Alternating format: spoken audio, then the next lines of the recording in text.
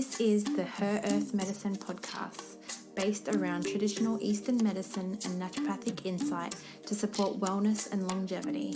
My name is Sandy Ross, and I am a naturopath and practitioner of traditional Chinese medicine. Thank you for tuning in, and I hope you enjoy this episode.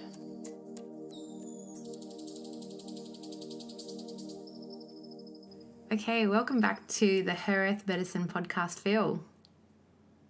Hello, thank you.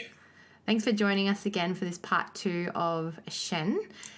Can we maybe start by discussing how you started to treat Shen in clinic? Yeah, sure. So Shen for me came with a personal element. I had an aunt with bipolar disorder. And so that was kind of what put me down that pathway of thinking about how do we look at bipolar in Chinese medicine terms, and also then thinking about this idea of being rooted in the Shen. There's a chapter in the Ling Shu Ben Shen, rooted in spirit, and it says that all needling must be rooted in the spirit. And it's a really interesting thought to me, in that if we think linear, like going from point A to point B, it kind of arrives at this idea that, that must mean all illness comes from the Shen, which I can see where people come from. You know, there's a lot in the world where our minds lead to illness, but for me, I think it's a little bit too,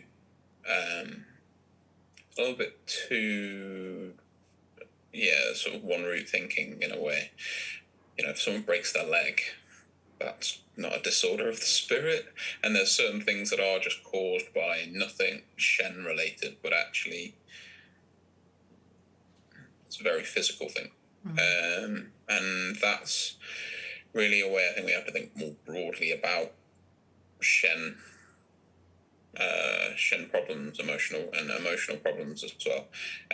And really that's where going down that route for me was, like, I took that path where I thought, everything's a part of the spirit, and so I started treating that way, but then realized that actually every time you put a needle into a patient, you're treating the spirit. But even if you're not treating the spirit, because the medicine doesn't cut bits off and say, that's the spirit and that's the body, that's being truly holistic, is seeing that when you put a needle in, it affects people on all levels at once. So the cause and effect of Shen is less of a thing, but the actual experience of needling someone requires us to engage our spirit, to engage, I think I said in the first one, this sort of 3,000 years of history, to bring it in so it's at the tip of the needle as we insert it. We're doing it with all these 1,000 years of Shen development, but also it's clinical reasoning. Like, clinical reasoning is Shen. That's how it's rooted in the spirit. And then there's the element of engaging the patient Shen to take care of themselves better and refining their thinking and giving them new information. Much in psychotherapy is a way of retraining people. And we have a model that we retrain people's thoughts in some sense about how we view the world, which helps them to then take their treatment forward. That's really where I've arrived at in terms of treating the Shen and what we're doing when we're treating it. So can you define what Shen means to you? Probably not, because it probably changes day to day. For me now, rather than this old kind of idea of like spirit and it being very much a spiritual thing, I very much moved into what's the practical application, what's the day-to-day understanding of what Shen is. There's a Alan Watts quote about that I think he talks about, it's from Zen, and he says, Zen spirituality doesn't confuse thinking about God whilst peeling the potatoes, it's just peeling the potatoes.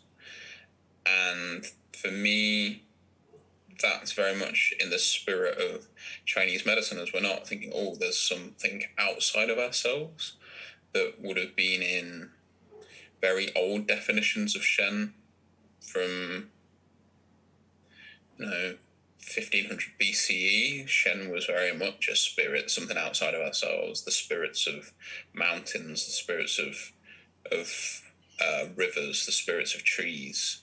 Confucius, in that sort of warring states period, brought in rational thinking. So qi is considered rational thinking. And I would say that my definition of Shen is more about sort of understanding from a point of view of consciousness. So it's our conscious awareness, our ability to think freely and to question ourselves and our judgment and to tune into different ideas and then see those clearly. And I don't have like a small boxed off idea at the moment, but it's very much a consciousness idea rather than there being some external spirit, I would say, at the moment. Nicely put. Yeah. So, I mean, one thing I love about the Shen and being able to, as a clinician, explain it to or talk to your patients about the aspects of the Shen is how they're, those psycho-emotional aspects lead to, physical manifestations in the body. And, there's not really another modality or a thought pattern of medicine. Ayurveda, in a way, has their components that do it as well. But, modern medicine, even naturopathic medicine, doesn't really link the quality of the thoughts and the emotions and how that can actually manifest as illness. So that's where I've always found the Shen to be such an amazing thing as an education tool. So understanding for me, but also to help my patients understand how they got to this point in their life. Yeah. I think there are some ways, on that note, ways in our language that we talk about it, though. We say someone's carrying the weight of the world on their shoulders, right, when they're really stressed out. And then you see someone come in and they've got the weight of the world on their shoulders, like figuratively or metaphorically. But you look at their patterns and they've got liver qi stagnation. And they're in this manifestation of their shoulders are up, so their upper traps on their gallbladder channel are completely contracted. And their mind is stuck in this place of overthinking the way that all these aspects of their life are burdening them. Or we'd say, for example, eating our heart out. When you're eating your heart out is really when you've got that much heart fire, like that broken-hearted feeling where you're just kind of chewing things over and over. And you think about how people are when, they've had heartbreak, like hit the ice cream kind of thing. All of these little phrases that we have day to day actually tell us a story about the Shen, even though we don't do it rationally, but they are there in what we kind of say day to day, I think. Yeah, totally. Yeah, liverish when we're scared and we wet ourselves, or holding on to shit emotionally and we have that, large intestine connection there with constipation. Yeah, definitely. Let go of your shit. Yeah. That's probably one of the key ones, definitely. Okay, so for our student practitioners tuning into this podcast, let's break it down. Let's keep it, so they can really gain something out of your knowledge of Shen. Can we maybe discuss a little bit about maybe start with 3 of the common pathophysiologies you see around, Shen disharmonies in clinic? What do they look like? Sure thing. So first one would be the one that everybody sees also often, is the liverwort invading spleen earth, which is the pattern where you've got an excess in the liver system and an overbearing via the Shen Ke cycle onto spleen earth. And this is where we get to hear a lot about qi stagnation or liver qi stagnation and qi constraint. There's a really great article by Volker Scheid, who is kind of a scholar practitioner here in the UK and Germany. He talks about constraint and the different kinds of constraint. There's an element in Chinese medical thinking where we go, okay, we have constraint, someone is constrained, and then a lot of students suddenly translate emotion of this constraint into, oh, that means depression. So liver qi stagnation equals depression, or liver qi stagnation equals emotional disharmony. And I think, again, that's something else we have to think of, and it's probably a good one for students to be aware that they're falling into this, I'm swapping TCM language for Western biomedical language or psychotherapeutic language, because you can have depression, for example, from heart yang deficiency. When someone's heart fire has really gone out, that can be depression. You can get depression from any of the patterns in some sense. It's just what's going on in that moment that is expressing itself for liver qi stagnation. So that's something to remember on that point. The qi stagnation of liver wood, I always tend to think of that character from the chapter in Trubshaw, which is the free and easy wanderer. And on a herbal perspective, we have Xiaoyaoan or Xiaoyaosan, which is free and easy wandering pill. And so really, when I see a person who has got this kind of manifestation in practice, what I'm thinking of is someone who's very stuck in their life.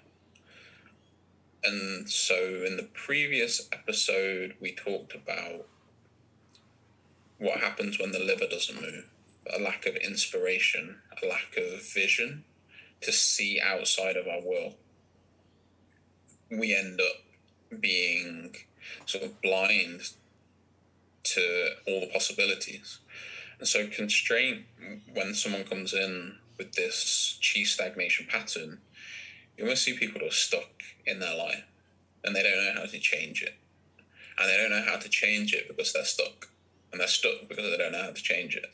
So they have this chicken or the egg kind of way of seeing the world where they try and, a bit like, I don't know if you ever watched The Simpsons. There's an episode in The Simpsons where Homer gets stuck in quicksand and he bends forward to try and get himself out of the quicksand with his feet, with his hands.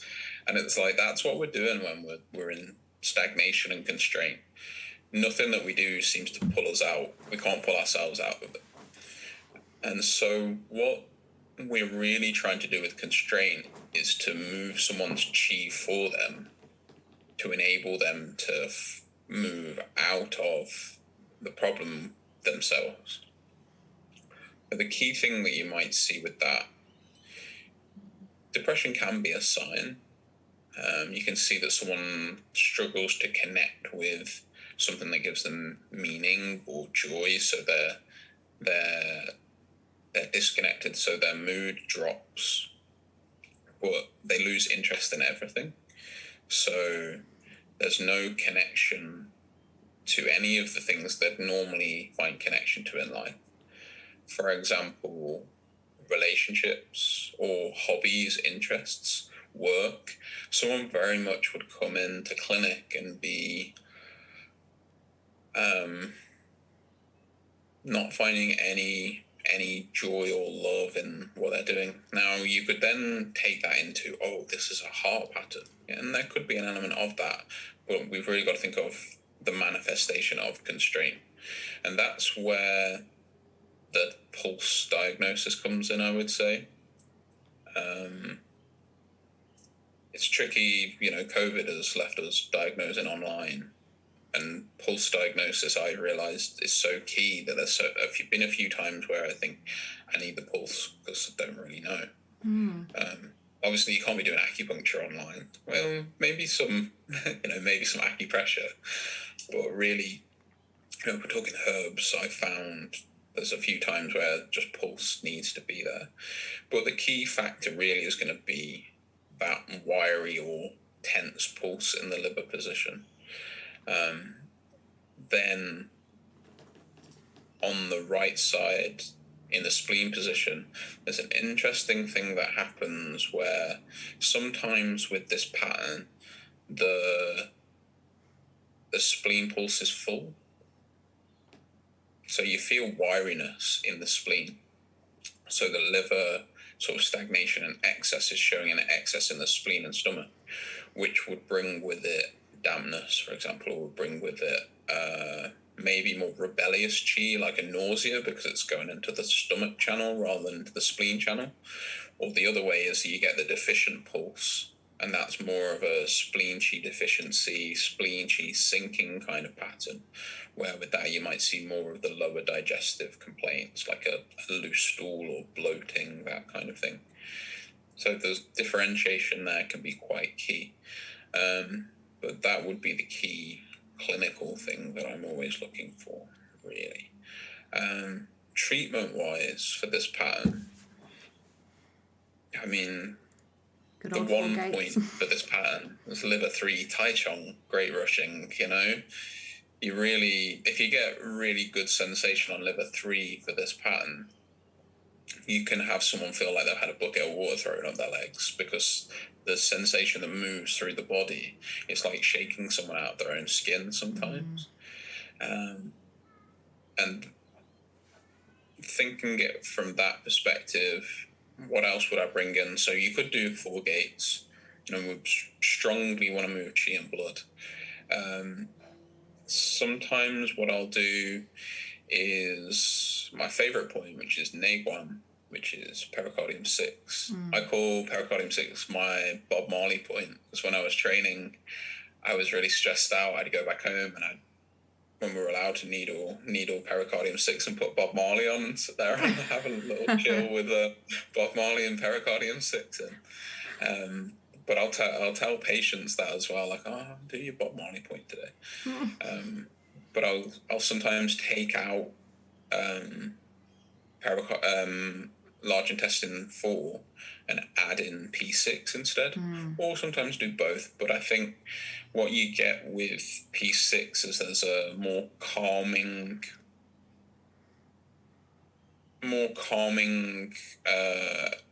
sort of focus for the Shen, and because it moves chi in the chest as well, you're still moving little chi, but you've got that combined action on the Jue Yin from 6 stages.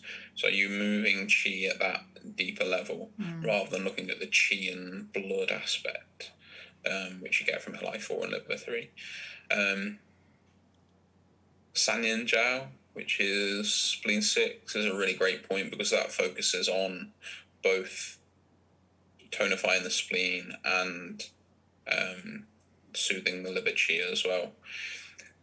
Other element to think about is when we look at a disharmony, there's usually going to be, if we look at what the presentation is in the books, is that there's blood deficiency on top of the stagnation, and then there's also dampness. So if you were thinking about points for blood deficiency, something I always encourage students to consider is, how are you going to put more blood in using an acupuncture needle?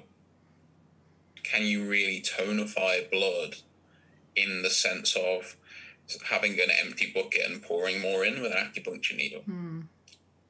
I have to question that. It doesn't seem possible. What I do think we can do with acupuncture is make the body, via the digestive system, more efficient at producing blood. That's more than possible, because if we think about functionality, that's what we're adjusting with an acupuncture needle. Now, if we tonify the spleen, it makes the spleen better at processing food. Processing food means the gu chi is better transformed into blood. And also, because the spleen chi has been so depleted, it produces less dampness. So there is like a refining, a fine-tuning of the digestive system, which allows for that. But I think really to nourish blood, it needs to be the diet or herbs. One or the other. I'm so glad you touched on that. It's so important, I think, for our students to understand that, because a lot of them are trying to build blood just with acupuncture and moxa, And, you know, there are some studies out there with Deborah Betts just doing stomach 36 and bladder 17 and getting good results. But, yeah, it's the mechanism and how we make the blood with the chemical components of the food and the herbs in the body to be able to actually build off it. So thank you for touching on that, definitely. I mean, it makes sense to me that, you know, we should be able to refine the process and get the engine working more efficiently. And moxa, for example, is going to warm chi, tonify chi in that sense. So it could work, but I still think, well, if someone's that stagnant and their diet and everything is that terrible, because usually when you lose interest in one thing, you lose interest in everything. You don't just sort of, I'm living a healthy lifestyle and I'm just stagnant and I'm not eating anything. You know, people end up eating the worst foods, like, oh, what have you had to eat? Chocolate bar, or things that don't have any nourishment in them. Where is blood going to be created from? Just using an acupuncture needle isn't going to turn really bad food into what our body needs to really function. So yeah. Or they're eating lots of salads, and that's causing, you know, putting out the digestive fire in which they can't build blood then. So, you know, because some people are, I guess I see more in that naturopathic world, a lot of people being super healthy, obsessively healthy, and that can create the stagnation coming from, you know, the coldness that puts out the fire and being stuck in the mind, the constant thinking of the obsession around food and everything too. So that orthorexia pattern. Well, you see those people as well because they come in, they're obsessed as well. Their vision is clouded because they think that being healthy is, I'm going to go and run 5K every day and beat myself to death with exercise and beat myself to death with super healthy food. Like, being too healthy is actually kind of unhealthy in a way. In fact, on that note, yesterday I was listening to I was reading, do you know The Angry Therapist? He's won't go too far, but anyway, he's talking about reconnecting with yourself. And a way that you can really reconnect yourself is just, sometimes you just need to eat a donut. Connect with and your I was inner realizing child. yesterday I was like, I'm really actually being too healthy. I just went to Krispy Kreme and got a donut. I was just like, right, I need to do that. Just to have a bit of like naughty in my life, because you can get stagnant. Totally. Yeah. And moving stagnation via exercising too much is a huge thing, especially in fertility medicine. You see so many women who come in who are over-exercising because their chi is stagnant in the constraint pattern, and their response has been, well, if I run harder, run faster, I'll feel better. But that's depleting for the spleen chi, and that depletes blood, and that's really not good for fertility medicine, you know? Yeah, well, they're usually the most healthy people in the world, fertility clients, you know, the women trying to conceive, they're doing all the things right. It's their psycho-emotional aspects that, you know, that manifest as that pattern we see. So, yeah, definitely. How about another common pathophysiology that you see? Common one, I'd say, would be the extension of that pattern, which is the liver fire. Okay, do you want to go into that? Where you take it to the other extreme. I think I've seen more of this, I think, through lockdown, really. I think I've seen a lot more people because that stagnation has turned into, you could almost call it, what would you call it? Sort of the extreme polarized thinking. So everyone in the world has got something to be angry about now. And that anger is getting bigger and bigger, explosive. And so they don't always come to clinic, but there's a few people I've seen over the past sort of 18 months, particularly as it's condensed down in lockdown here. Like in Manchester, we've been in lockdown pretty much constantly since last March. And people are like caged animals. And I think that's the vibration of being stuck like a kettle on a stove on the pot, just building and building and building.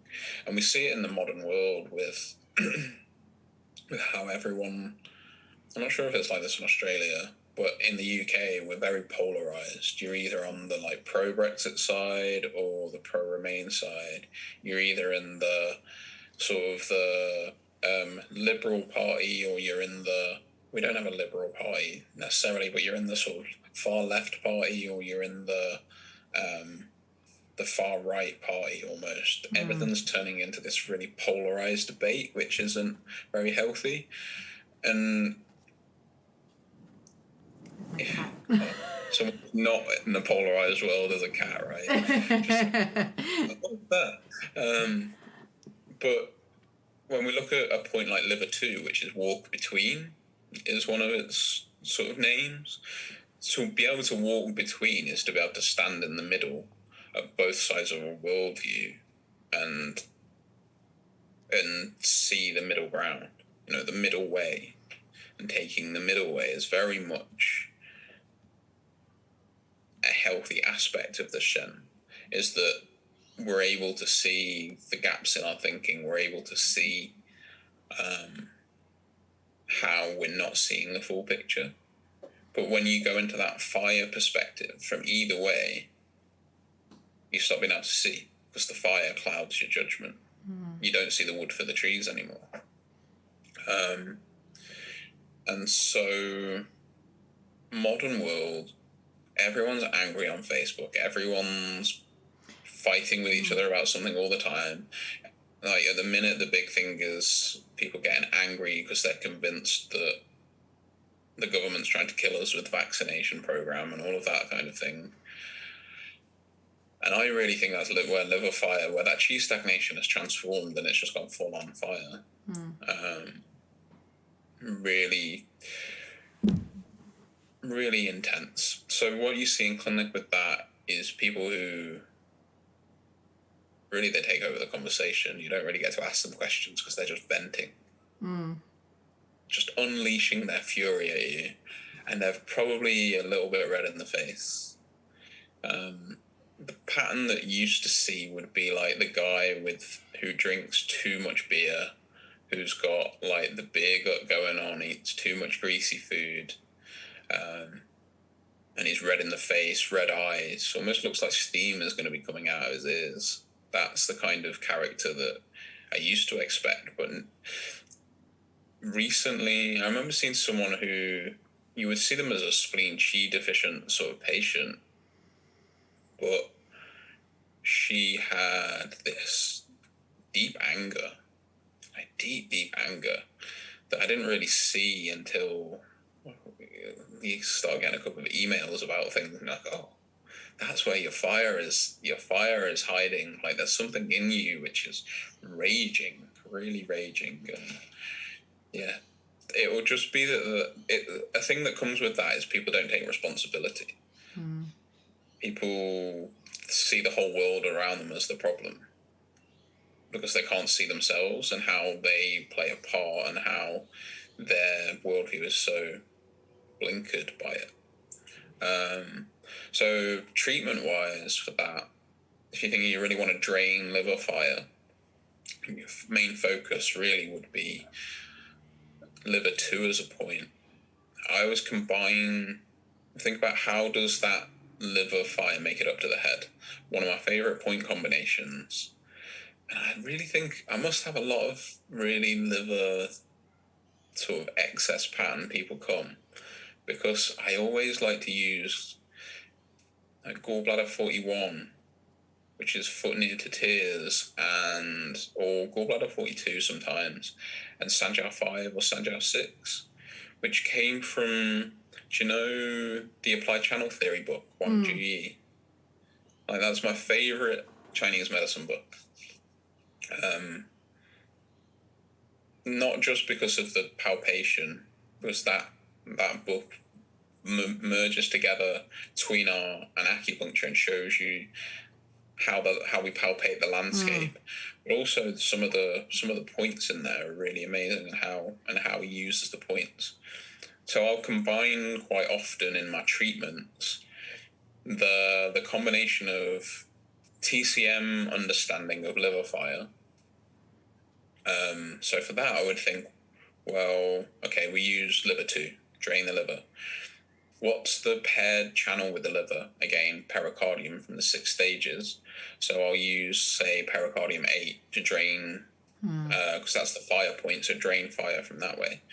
And then, do you know the Dr. Tan stuff, like the balance method? No, I don't do Tan. Okay. So the way that I think of it is that I multi-function all of these ideas in one go. So Dr. Tan, in my experience, is really good at the sort of symptomology. I'm sure this will be picking a fight. I might have them emailing me afterwards, but symptomology is great. But it doesn't always address the underlying pattern going unilateral. But what I find is that you get the same expression but on both sides in different ways. So with a gallbladder channel, for example, you'll have one side excess, one side deficient. So I still use the TAN idea of linking all the channels together. It's a really useful framework for looking at how the channels work together and how the whole system fits in. But at the same time, I still use the TCM principle. So in one session, what I'll be doing is draining liver fire with liver 2, pericardium 8.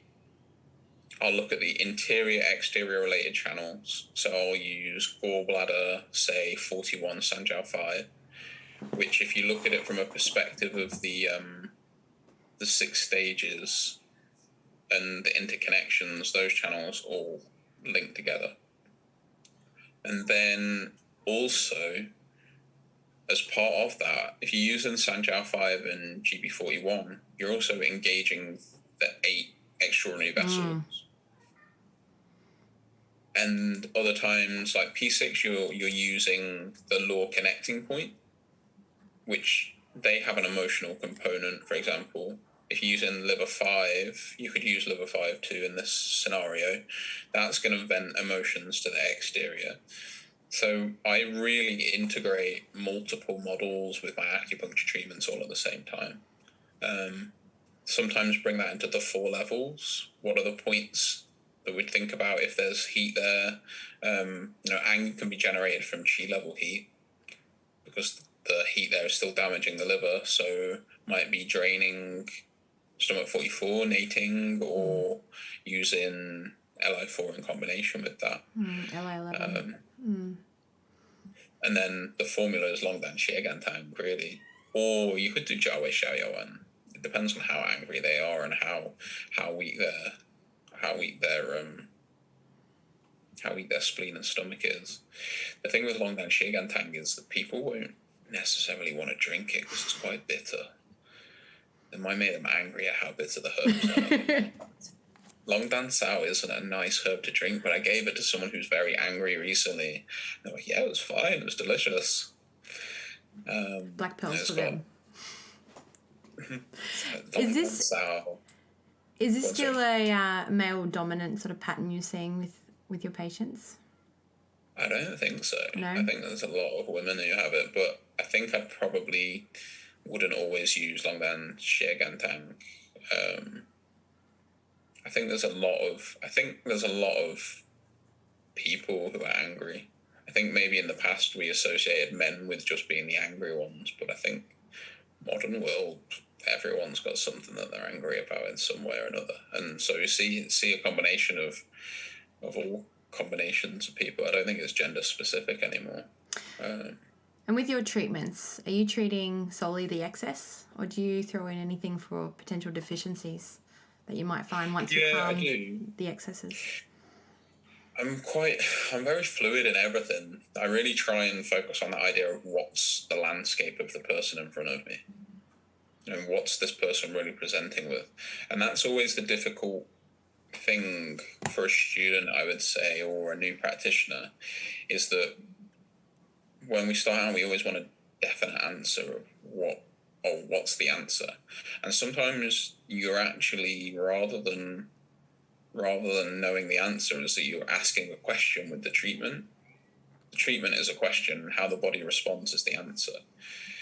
And so often draining the excess It's like having that metaphor of the cork being pulled down in the water. That's what the stagnation and the fire is doing. And then if you just take away the excess, just take away the thing which is pulling the cork down, it lets go, and your chi pops back up to the surface. But you don't always see that. I had a guy recently who came in for a digestive complaint, and I gave him Lian Po Yin, which is Huang Lian and Hopo, magnolia bark, and Huang Lian is coptis. And I thought, okay, he's got excess deficient pattern, I'll harmonise with that. And he phoned me up and he was like, I'm having explosive diarrhea. I keep pooing myself, basically. Magnolia. And I had that whole reaction of, oh, shit, literally. I had that reaction of, oh, no, like, what do I explain? What's gone wrong? Is there a problem? Are the herbs? Is he allergic to the herbs? Is he having a liver function problem? Went through all of that and said, okay, maybe you need to stop them. Carried on. So that was like a 14-day prescription. So I usually work in 2-week blocks with herbs. Got to about day 10 and he'd had like a couple of caught short accidents. I was like, all right, stop them. Just stop them, because I don't want you to keep pooing yourself for work. Like, it's really not what I'm trying to do. Anyway, he stops taking the herbs. Then it's like, yeah, everything's fine now. Everything's fine. And essentially what needed to happen in that instance was that he needed a bit of a purge, I think. He'd got dampness in his digestion that I was a little bit on the fence, didn't know where to go one way or the other, so tried to use Lian Po Yin as a bit more of a gentle method rather than purging. But his bowel purged anyway, and then he's like, it's mostly normal now. It's fine. And so sometimes what we do doesn't translate directly into textbook. And that can be a pretty intimidating experience for a new practitioner, that someone is suddenly like pooing themselves every day. He was more deficient underlying the excess. And so I put him on a formula which was then Shang Sha Lu Jun Satang, the 6 gents or 4 gents decoction with Shang Sha, Mu Shang and Sha Ren I put in. And that really seemed to sort him out. It's fine now, having like a normal bowel movement every day. It's that's what was revealed by the question. So I think really sometimes it's clearing the excess, sometimes it's tonifying, sometimes you just gotta go in and see what happens. Yeah, and that's right. Sometimes you have to clear the excess before you can build the deficiency. Okay, so what would be your third main pathophys you see in clinic day to day around Shen? I think phlegm. Phlegm misting the mind, or? What's that, sorry? Phlegm misting the mind? Yeah, I think so. Yeah. I think I see it more and more, and I think that comes from the fire, stomach heat side of things, but not entirely convinced that sugar will always cause phlegm. But people have confused lives that are run on sugar and coffee and alcohol. We have sugar and coffee to keep us going, and alcohol to numb the pain as to why we keep doing these things to ourselves. People work all day, they don't sleep. Creates the environment for phlegm to form. The question with phlegm is always, where is the phlegm forming from? I think about phlegm. Also, you've got phlegm in the mind. There's also the the stomach gallbladder disharmony that you get with Wendantang. But yeah, phlegm could be forming from the dampness congealing. Could also be forming from yin being dried up. So there's a lot of different ways that it forms. But I think modern living is going to create a very good environment for phlegm to be forming. If you look at, incidents of Alzheimer's now, of cancer, these kind of chronic lifestyle illnesses that don't have one particular direction. At some of the presentations of people with Alzheimer's, you can see that they've got 4 or 5 different routes to an illness being triggered. And that's where the murkiness of phlegm comes in. So quite often in clinic, if I end up not knowing what I'm doing, because I don't blow my own trumpet, I'm usually like quite good at seeing what's going on with someone, seeing the pattern. And there was a realization I had that sometimes, not every time, but sometimes it's complex. But if it's that complex that we don't know what's going on, and we're confused, and our own thinking isn't clear, then it's probably phlegm. Because phlegm mists our mind as much as the patient's mind is misted. Because there's too many things going on that you can't pin it down. It clouds the judgment in all directions. There's a really interesting herb, yuanger. Yuanger, polygala. I can't think what my Western med names are terrible, to be honest. But it's a really interesting herb.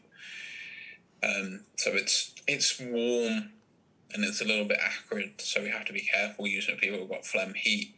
Most of the phlegm heat herbs we can't use here because they're minerals. We're not allowed to use minerals in herbs anymore. But yuanger has got this really fascinating use, which in research they found that it can help with memory recall in PTSD. So you can take the herb or at least one of the active components of the herb, and it will prevent that moment of where someone relives an experience in a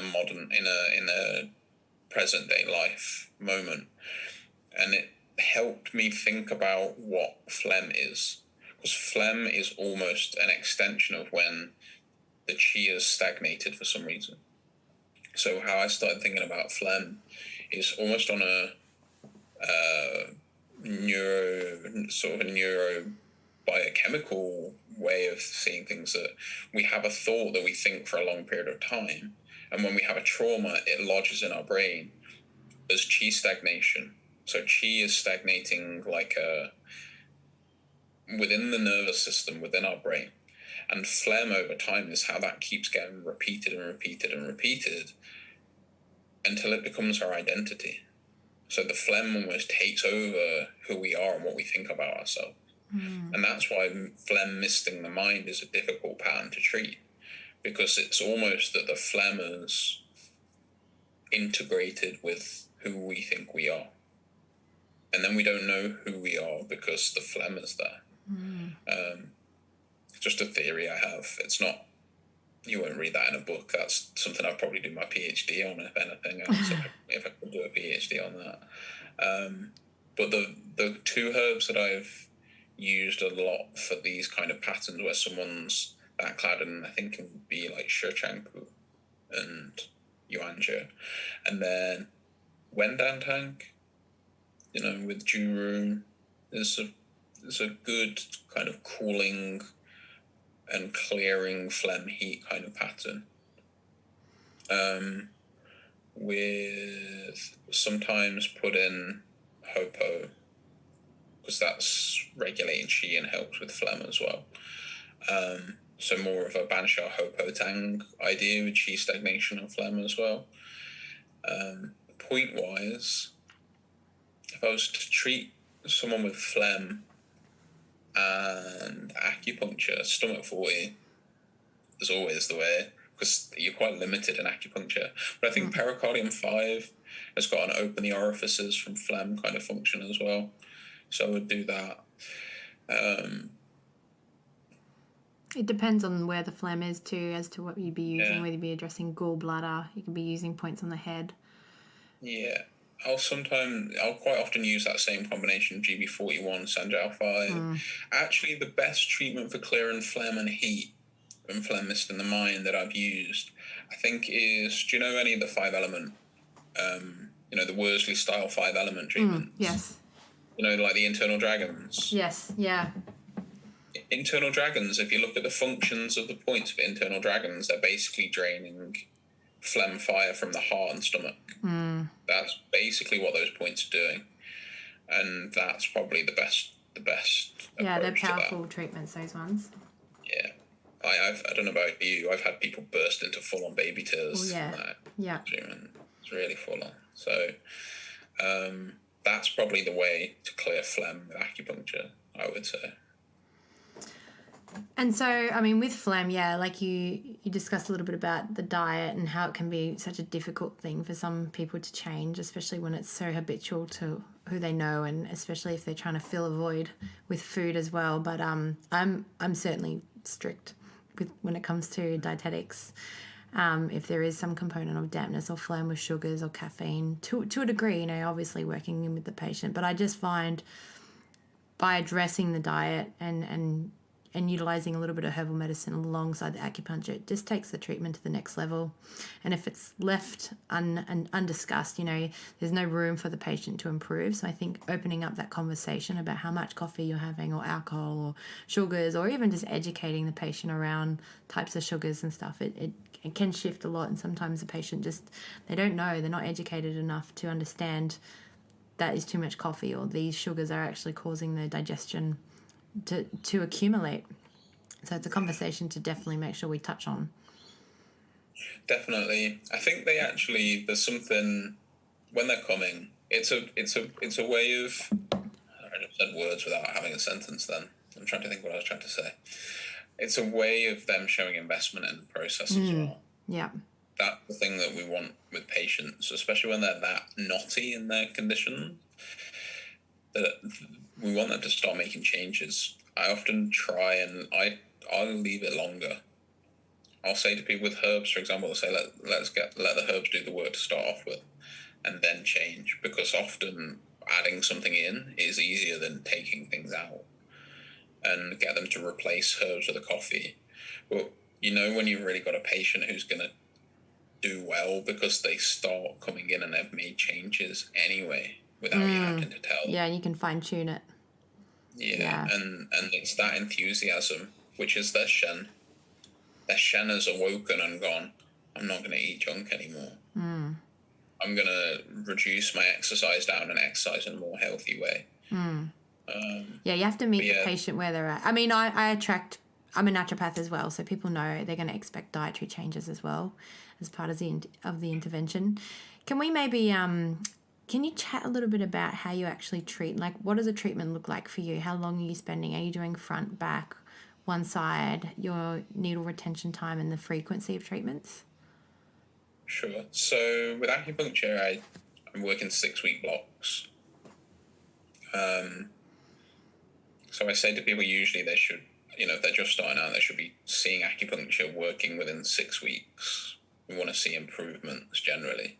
I usually tell people my aim is 1 session, all problems solved, but I have to be realistic about what's going on there. So I do want people to see improvements. I like people to improve quickly so they really get the benefit, rather than not seeing anything and coming for 6 months and nothing's happened. That's not a treatment goal for me. I want people to walk in the door, come back the next week and say I'm 50% better at least. So I try in the first session to solve everything, and it doesn't always work out. And then I would say, well, come weekly for 6 weeks. Then if everything's improving well, we'll space out to fortnightly and wind down to monthly, and then 6 months. And then it's like an MOT, your service on your car basically once a year then. In a session, I usually leave an hour. I work 1-to-1. I was doing that before lockdown. I don't really do multi-bed. There is an idea to do multi-bed, but not right now.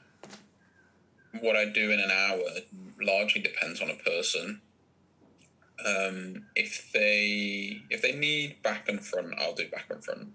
But quite often, what I'll do is go with reducing points first. Start off if I'm clearing phlegm, I'm going to needle stomach 40 first, and I'm going to strongly reduce it. And I'll keep going back all the way through the session to keep on. And then tonifying points, for example, I'll use that in and out kind of method. Mm-hmm. If I really want to just do it quickly, sometimes I'll use a more gentle approach with less stimulation. But something that I tend to do all the way through is keep stimulating. And I tell patients that it's wrong when they say that acupuncture, like, you shouldn't feel anything, because I want patients to feel stuff in their treatments. I'm not extreme as like the Nugent heads and going to gallbladder 41 and stimulating so it activates all the way up the channel, but I at least get sensation quite strong locally in the point. And that's because I want people to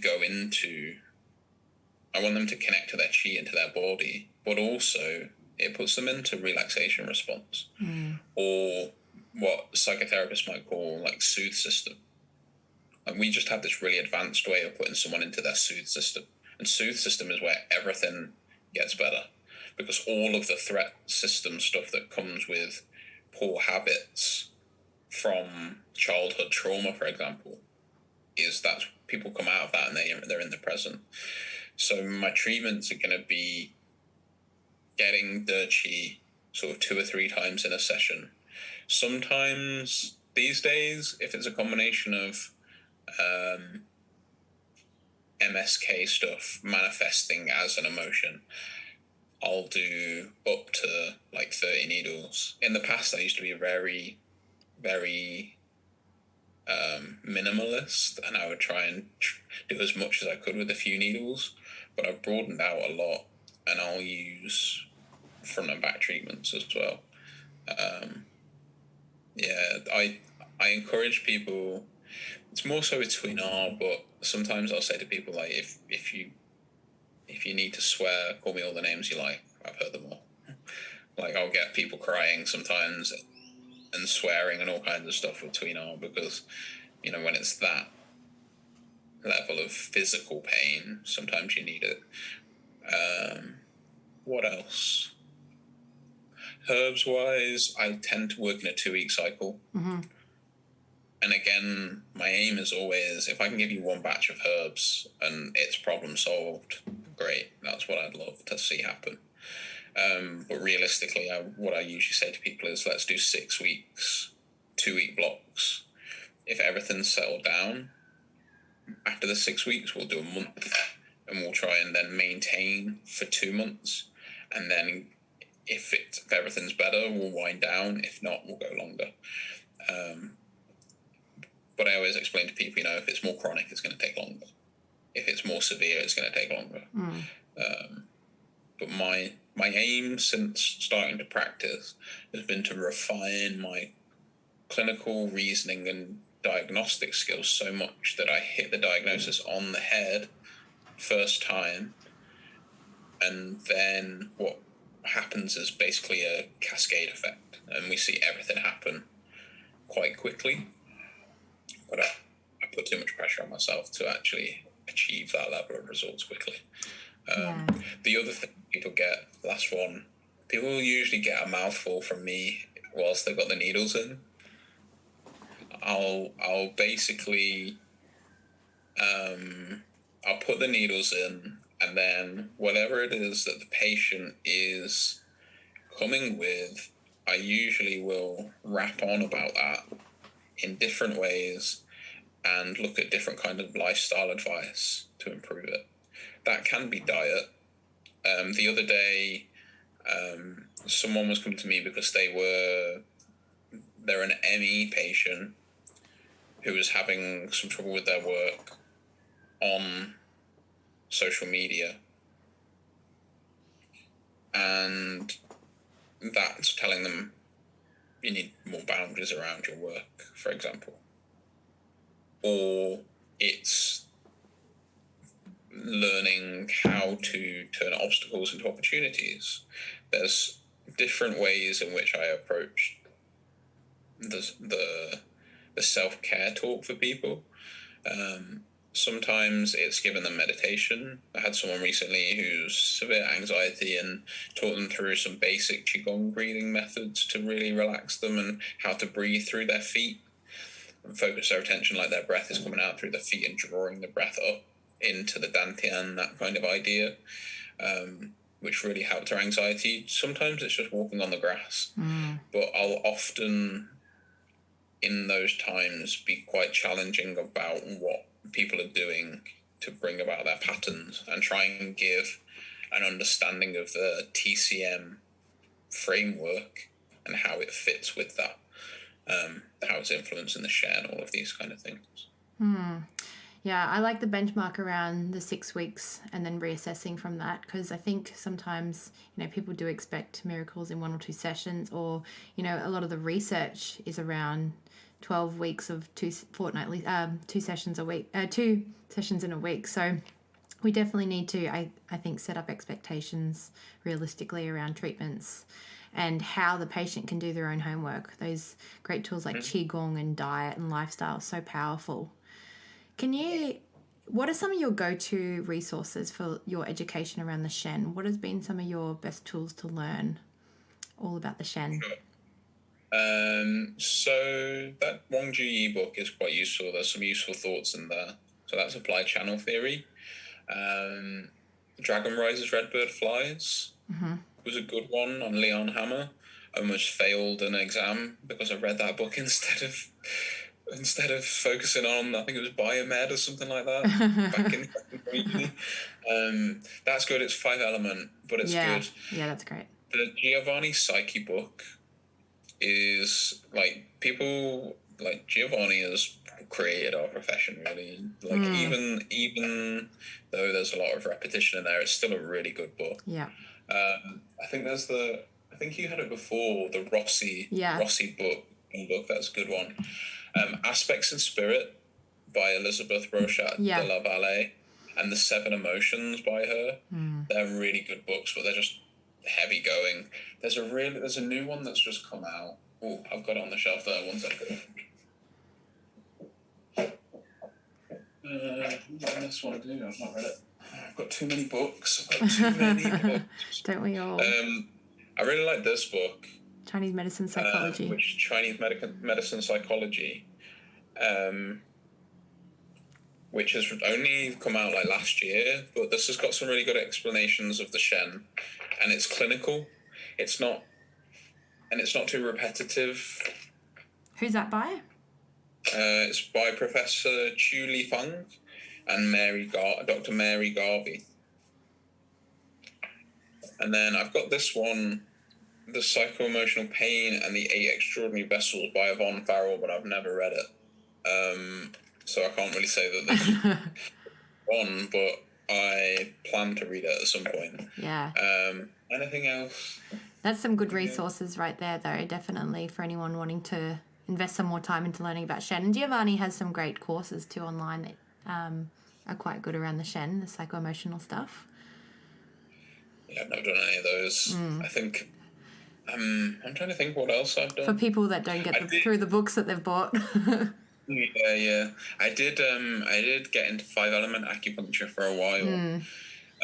It fits nicely with the Shen stuff, though, the 5 elements. It beautifully goes into everything that we need to connect it all. So I do think it's worthy to invest time into the 5 elements. I think there's an idea that you have to treat Shen, you have to know 5 elements, but actually, when I've gone through the Elizabeth Rochat de Valle books, it's just that we don't, in our courses here at least, I don't know about that, but we don't touch on the Shen enough. No, so you just get depression, you just get liver qi stagnation, and in our learning, it's these are the patterns of anxiety, these are the patterns of liver qi stagnation, and you never get the broader understanding of the mechanisms. So I went through, for a lecture, and basically created a load of pattern diagrams for all of the emotional expressions, like how you can get anger from the kidneys, how you get anger from the gallbladder, and how those differ. and that is really probably where I'm going to take things going forward. Do a little bit more elaborating on that, because I've not seen it around. No one's really doing it. Great, that sounds good. So for those wanting to find out a bit more about that when you're when you get on top of those projects, where can our student listeners, practitioners or patients find you? The best place to find me would be either on Facebook, would be Phil Tubshaw Acupuncture and Chinese Medicine. Yep, that's my name. And on Instagram, if you want to find me there, just go and see Phil. That's mostly where I post my sort of Chinese medicine memes. Hilarious which memes. Take the Check piss them out out. of the whole Yeah. thing. And then if you want to be taught by me, you could try and sign up to the Herbs course at the Northern College of Acupuncture. But that's only based in the UK. Do some online consultations, things like that. I don't have an online course that I'm selling at the moment. That's still in the process. But yeah, those are the best places to find me. That's great. No, we really appreciate your insight into the Shen. It's a topic I think that everyone's really keen to learn about and go deeper into, but you know, there's not that many practitioners that specialize around the Shen. So it's been great having this conversation with you. And part 1, make sure you listen to that, because that was deep. That was great. I'm happy if people are listening and they want to talk more about Shen. Like, they can always drop me an email. It might take a long time for me to get back, but I'll do as best I can. But conversations around that, yeah, that's very generous of you. Hopefully you don't get flooded with emails. Not that my following's that huge, but I'm always mindful of that. I'll do Q&A. Yeah, that'd be great. Yeah, no, it's been really good chatting with you, Phil. So thanks so much again for coming on the podcast. Well, thanks for having me.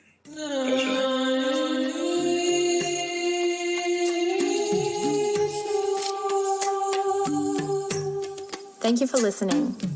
I have been a practitioner of naturopathic and Chinese medicine for over a decade. I have a master's degree of health science and I am an academic lecturer at Australia's leading natural medicine college. I am available worldwide online for bookings. Simply go to sandyrosshealth.com.